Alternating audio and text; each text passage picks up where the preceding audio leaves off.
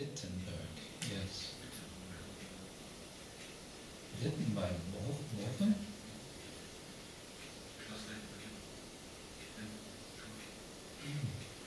All this time I thought it was near to Leipzig. What's the other town?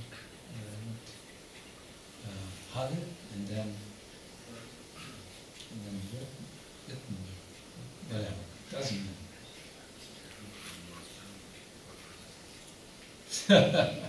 Okay, you know. Yes. So, point is that there were some, at the time, considered radical ideas about religion. For example, that you can know the will of the Lord by reading the Bible yourself, instead of having a priest read it for you and translate it. And so one of the things Martin Luther did was to translate the Bible into German. Somebody before him, I've forgotten the name, translated the Bible into English, I believe, and it cost him his life.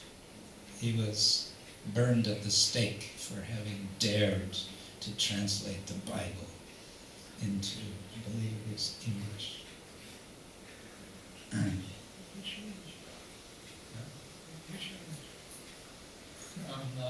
From Latin.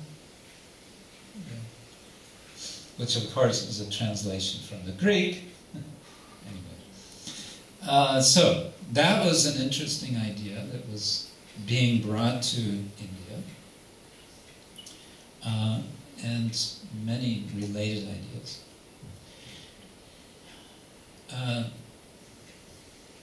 Another thing that was happening when people came from Europe to India at the time was what we now call industrialization. Industrialization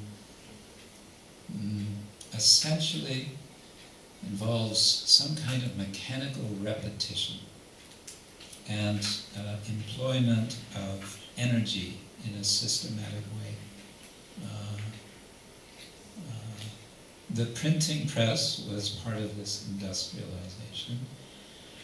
One of the earliest things that was being made mechanical was the production of cloth.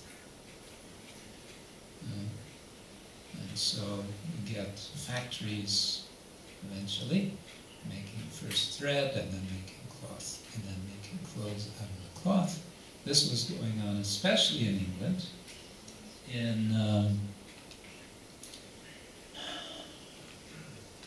places like Manchester, right? Manchester, and Leeds, and all those dark and dirty cities of North England, and also in, I guess, probably in Germany, in Hamburg, right? Yeah, Hamburg, and such places. Anyway. All of that was also coming to India, and especially cloth production became a huge issue as part of the process of independence of India that develops in the 20th century. And another thing that is, you can say, a product of industrialization was railroads. India became a network of railroads, and this had huge effects, of course, on the culture of India. I think the quality of the Indian railroads has not improved greatly in the last 100 years, although they have developed now computer ticketing. That's quite something, isn't it? Now there's, yeah. It used to be, anyway, don't get me started.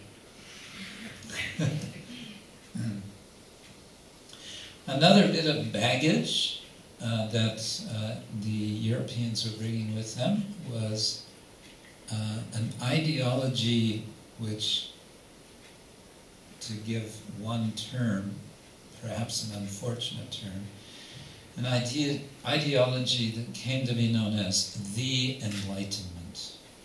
Enlightenment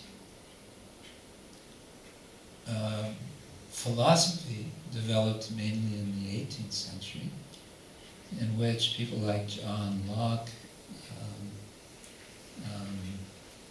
what's his name, from northeastern Germany, Kant, Immanuel Kant, Hegel, all these kind of heavyweight German philosophers who nobody can really understand. David Hume, I think, from Scotland, was associated. These people were essentially, I think an essential thing that they were doing was questioning the notion of revelation. The notion that truth comes by reception from a revealed source, in their case, the Bible. And we could go on and on about that. But I think that's kind of the basic point, which goes along with Renaissance thinking, that somehow the locus of truth shifts from above to below. One of the people who had a lot to do with this was Galileo, when he, I guess he made the telescope first, and then he looked through the telescope at the moon. And what did he see when he looked at the moon? He saw craters. He saw mountains. And he thought, gosh, that looks a lot like the Earth.